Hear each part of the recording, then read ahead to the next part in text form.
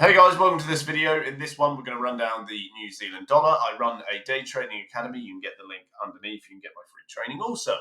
So let's go ahead and talk about anti-Brazilian assets or FX pairs, particularly your New Zealand dollar. You can see as of today, it's just fallen after a slew of green candles and extreme upside momentum. Okay, you've got 1, 2, 3, 4, 5, 6, 7, 8 candles all the way up.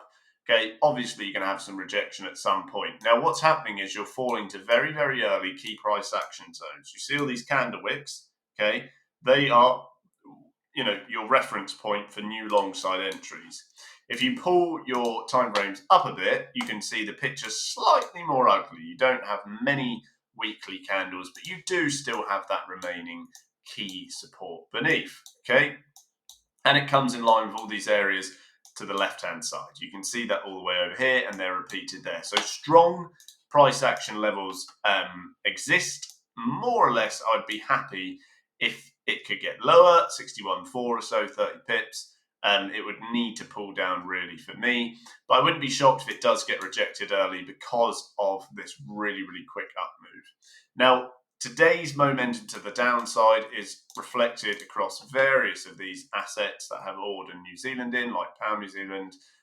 For example, you could take something like the EURNZD. Okay, you can see today's momentum is whacked straight up with a massive green candle. Okay, on New Zealand weakness, there's key New Zealand day coming out soon. You can see that we're obviously in a relatively near-term downtrend. Okay, you've got a low there and a low coming in there and two highs there. This move isn't really finished, but you can see we're downtrending, okay? So really your job as a trader is to look, well, where would I short within this downtrend? And for me, there's two key price areas for risk-averse swing entries that come in line with key price action there, where you can see traders move into the short side. Again, it's repeated across the board. You can see it. All you have to do is open your eyes. And minor key price action there. So slightly earlier areas that could be contentious. Again, look at your price action. It's all there. So within a midterm downtrend, you've also got key resistance, which is always helpful because the more technical confluence aspects, in other words, the more confirmation you've got that something is indeed a short, the better really, because it sort of confirms your bias. Okay, so you can see for a long time you've come up and now you're coming to the downside. So if the Euro New Zealand does keep going up, because the New Zealand dollar goes slightly further down, like I just showed you a minute ago where I prefer to buy it, then that would be ideal because it would bring us to early key price action levels. Now, I wouldn't be shocked if it struggles slightly earlier on, but really this kind of level 1765 is ideal for me, and it comes in line with this stooped sort of downtrend you can see in this aspect. Okay, you can see that there, it would come in line with your midterm downtrend as I was describing. Might end up looking something like that.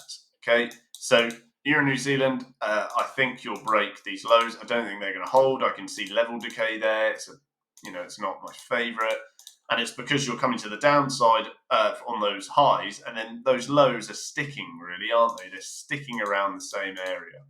So you might get minor rejection to the upside on that support, but remember, like I said, there's level decay, and therefore, if it continues to the downside, wouldn't shock me. So New Zealand dropping further, Euro New Zealand coming up, and then it would then be time, in my opinion, to short the Euro by the New Zealand at that point. Now, particularly with your New Zealand dollar, the fact that you've come up so steeply and you've got a range of key price action there is ideal. Okay, it depends on the rhetoric from the US.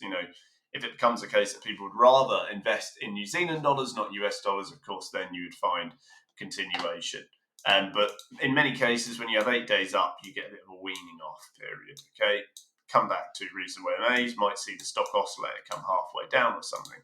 If I go to the AUD dollar, the picture's fairly similar, although I'd be a little bit earlier now on the AUD dollar.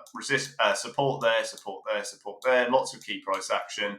But again, it does look ugly because you're just coming down, down, and these pushes aren't doing anything. So I'd be careful with that. Perhaps choose an early exit.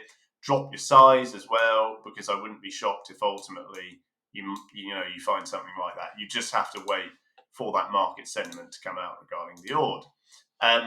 New Zealand, pound New Zealand, I'm happier to short now because I can see that early price rejection. It's giving me a little bit of an idea of where we're going. But of course, there's always the option as well of waiting till slightly higher, just holding off, letting markets move. Because again, to the upside, key price action levels exist all over the place. Likely, therefore, you may get key price rejection and a pull to the downside, continuing this downtrend. Okay, you can see that there like that. All right, you don't have to be really, sort of clever to get that. It's a short. I wouldn't mind it slightly higher, like a Euro New Zealand. So you've got various options there. I mean, if you look at the EURAUD as well, okay, again, I like it short. Look at the price action. It's all there to be seen. Okay, it's not time to buy. Look where it's just fallen all these times. It's just done it. Okay, it's a short in my opinion as well. Again, higher up, in line with this long-term downtrend, you can see as well, all these anti-Padian FX pairs, okay, anything with the New Zealand and the AUD, you're really looking to the short side as you come to the upside, because that's when traders will feed into the market for their short entries, when they'll jump on and they'll look for those falls to continue those mid to long-term downtrends. So hope that helps, guys. Don't forget, I run a live day trading room underneath. You can get the link. And of course, I'll see you in the next one. Hope that helps. See you there.